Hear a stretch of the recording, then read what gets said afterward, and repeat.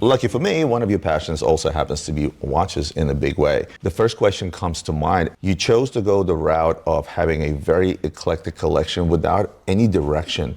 Why is that? It's interesting because I started watch collecting out of, again, you know how we said everything at Brabus started with passion. And again, my watch collection is something that started out of passion. My father was really interested in watches. A few of the watches on the table are his, and I still say they're his watches, even though, of course, he's not alive anymore. As a kid, he would always bring watch magazines. He would always bring, you know, mostly on paper back then. He wasn't a high-end watch collector. I don't think he was as interested and as deep into the subject as I am today, but it was the thing that we shared. We were always traveling the world every month of the year.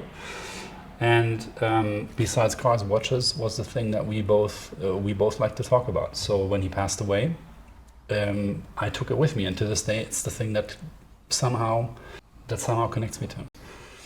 And now, take these two side by side. I certainly see the similarity. When you analyze the movement, it's the same movement. When you look at the seconds hand, it's a red seconds hand on a black dial in a round case that's very similar.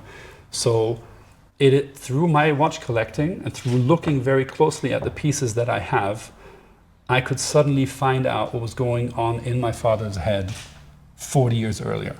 I think it's emotions, right? Because certain things we'll call them, be it a car or be it a watch. I think you've succeeded when you're able to raise emotion in someone. You remember how I said earlier that we overthink products. Let me say before you guys turn off, let me say one thing.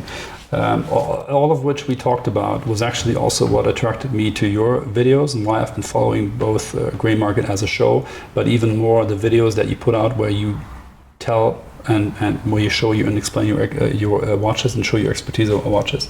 To me, you're not an influencer. You're the owner of a company sharing expertise of what you make a living with every day. That is why I watch your content, the content that your team creates. If to me personally, it is one of the best channels on the internet to learn about watches, to know about watches, to get inside that hobby and that game.